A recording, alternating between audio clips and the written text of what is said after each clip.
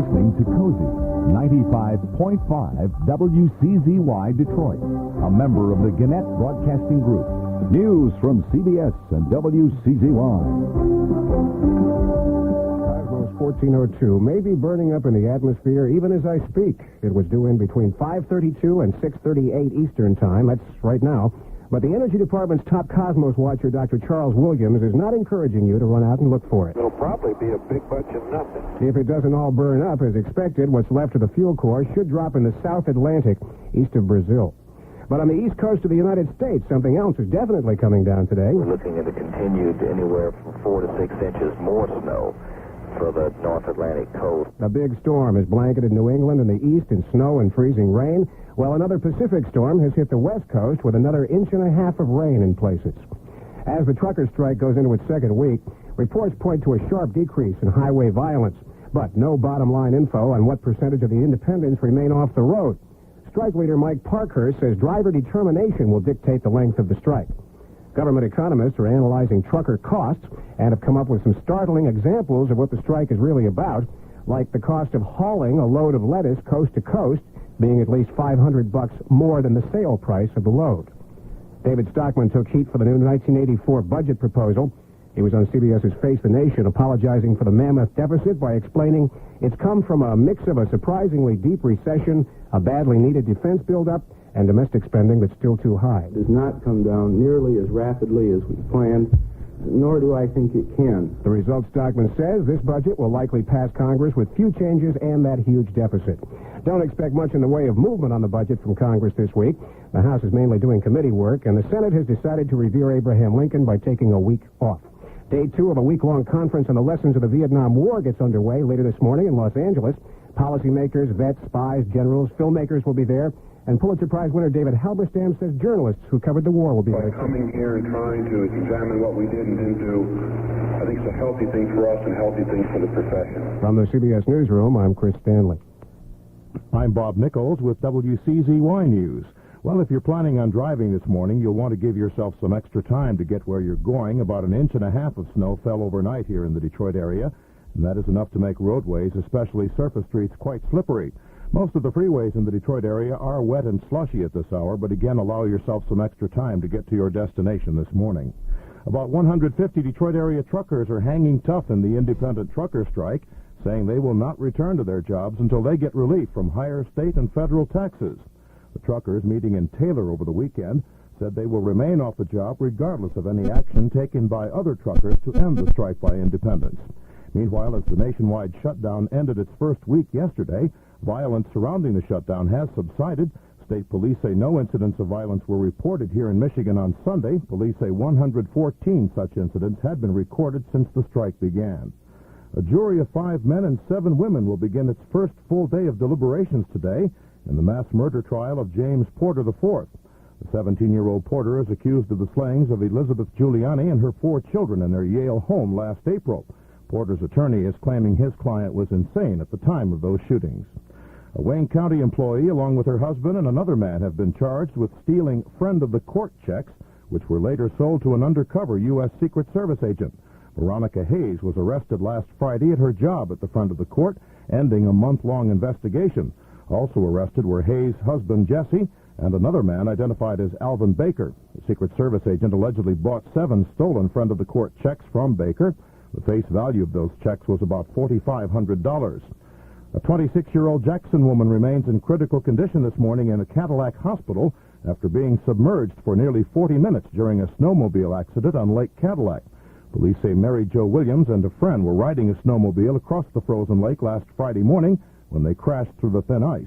It took police divers about 40 minutes to locate Ms. Williams.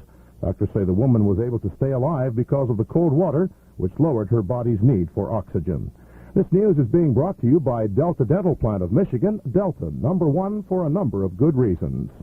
You have a choice of several plans to choose from. There is dental plan number 1. You have a choice of several plans to choose from. There is dental plan number 1. You have a choice of several plans to choose from. Other plans talk about choice, but one of the reasons Delta is Michigan's #1 group dental plan is that we give you more choices. Because Delta's only business is dental care. In fact, we help you create a dental plan to fit your group's special needs. You can design a very basic package or a comprehensive one. You can even include orthodontia with groups of 25 or more. Delta's flexibility means you don't have to choose a dental plan that comes close to what you want. You can create a plan that's exactly right for groups of 10 people or 10,000. Delta Dental Plan of Michigan, #1, for a number of good reasons. To find out more reasons why Delta's Michigan's #1 group dental plan, call 559-8850 in Detroit. Meteorologist Fred Wagner with the WCZY weather forecast. Cloudy with occasional light snow or flurries today with a high temperature near 28. Partial clearing and colder tonight, low 15. And tomorrow, mostly sunny, a high near 25.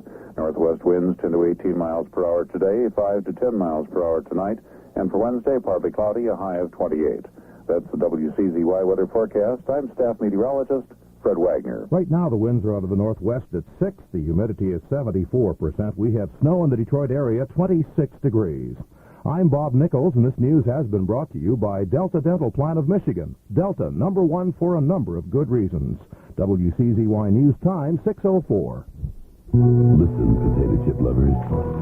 You're listening to crispy, delicious taste. Taste you never heard before Tato's. New Tato's brand potato chips from Frito-Lay. The crispy, rich potato chips.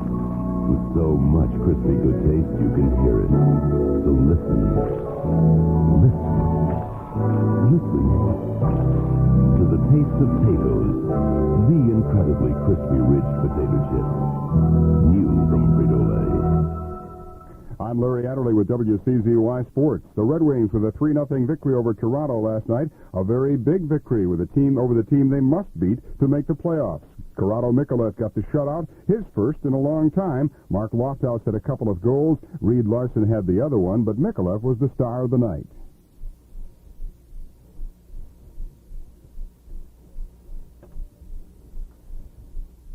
And I'm sure he's in there somewhere, but we're just not quite sure where. Michigan Panthers are having trouble finding Anthony Carter. If you'd like, I can. Who was it you were supposed to put Corrado on? Mikolev. Could you do I can do him being an ex-goaltender if you'd like. Sure. I'll try to rehearse it here. Maybe take a couple of shots at me, Larry, while you're getting the cards queued up. It's too late. Did I say? Okay, Larry. Well, then continue on. Okay.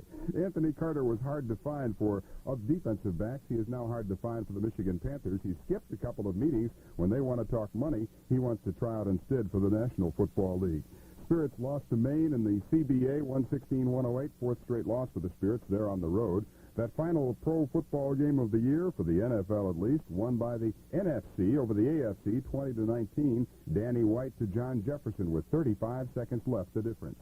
John Mcenroe beat Yvonne Lendl in the indoor championships in Philadelphia. First time Mcenroe has beaten Lendl in 7 tries, and that ended Lendl's string of 66 straight wins. Chris Everett Lloyd over Andrea Yeager in Florida. Tom Kite won the Crosby with Calvin Peete, and of course Rex Caldwell finishing second. And Nancy Lopez, the winner of the women's tournament in Miami Beach, Florida. And that's WCZY Sports. It's not o'clock here either, but I get the privilege of introducing. Bob gave the wrong time. He said it was 6:04. It was actually 6:06 at that time. So now it is 6:09, Larry. All right, and it is time for. You get this? Let me get out to Kmart and get Larry a clock. Yes, Larry. It is time for Dick Purtain. You got the old XYZ T-shirt on, Larry. You got it. He just introduced me and opened his shirt up. I got a little worried for a moment. That was my choice. Thank you, Larry. Appreciate that very much. All right, wait a minute. Excuse me. Is this your idea of some kind of joke, Adderley? I'm sorry, ladies and gentlemen. Is that our opening record? Thank you, Jim. You could fade that down, please. I believe we have a phone call. We dropped the puck, eh? Hi, this is Dick. I can't come to the phone right now, but if you'll leave your name and a short message after the tone, I promise I'll get back to you as soon as I can. Thanks very much for calling, and here comes the tone. Hi, this is Senator Carl Levin calling from Washington. I've just been informed by the Justice Department that an investigation has been begun into the recent whereabouts and activities of Dick Purtain. They've given me a copy of his file, and boy, is it thick. Let's see here. Dick Purtain, also known as Duke of Windsor? It says that upon his return to the United States, I didn't even know he left. Upon his return to the United States, the FCC is looking into obscene phone calls he allegedly made while broadcasting from a radio station in some foreign country. The FCC is investigating illegal whiskey running across the Detroit River. And the FBI, holy Toledo, 10 wives in 3 years? IRS, USDA, Health and Human Services, boy, is this guy in trouble. I just have one question, though. Who the hell is Dick Purtain? Well, the guys I've worked for have asked that. Well, good morning, ladies and gentlemen. 6:10, almost 6:11 in the morning from WCZY 95.5. Kenny Loggins is here in our opening record, and a little bit of This Is It. We'll be here from now till 10 o'clock in the morning in a very snowy, slow-going morning. About 1.5 inches of snow has fallen overnight.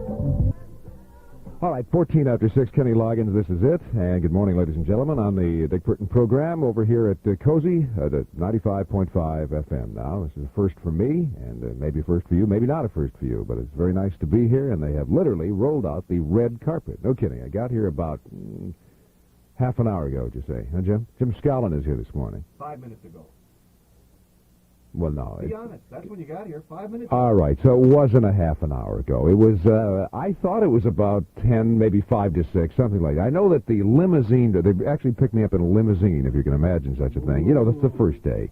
Second day, I'll be back to the normal with a Pinto and stuff. But they did, it was unbelievable. And I got here, and they had a red carpet out. Thanks to Mike, the limo driver, by the way.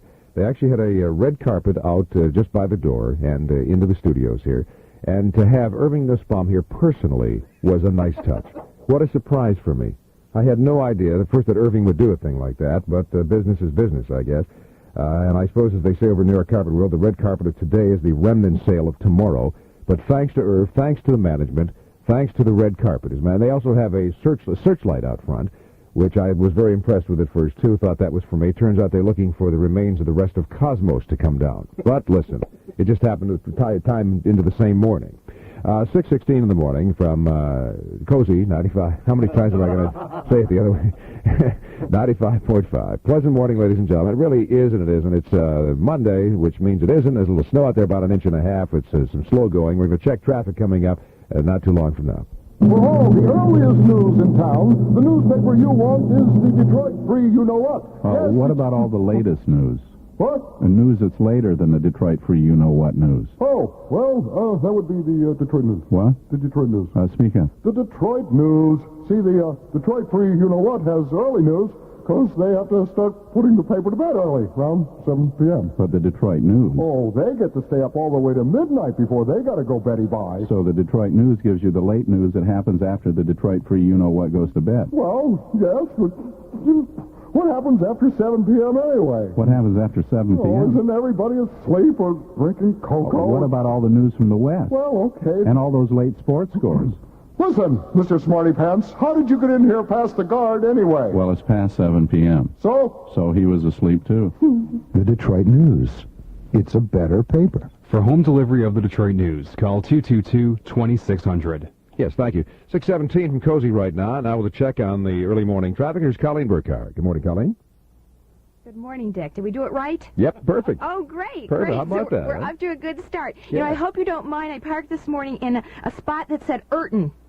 Does it say Purtain out there? Purtain. Well, I think there was some snow over it. Either that or they just don't know, do they? That's right. Not yet. Too early, yeah.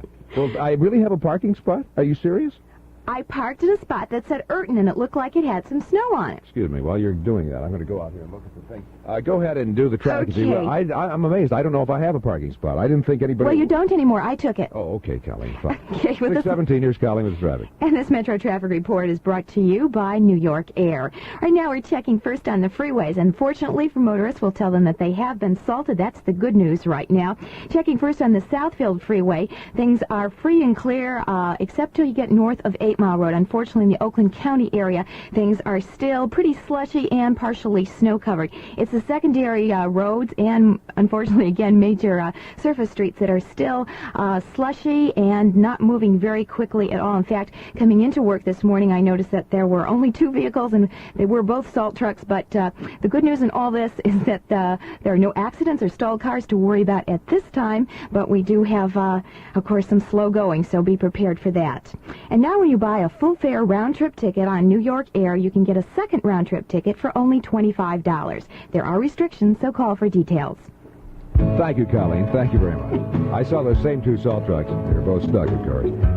Colleen Burkhardt will be back in about 10 minutes with some more traffic from the Dick Purtain program from Cozy 95.5 FM. Here's Bob Seger and Shame on the Moon.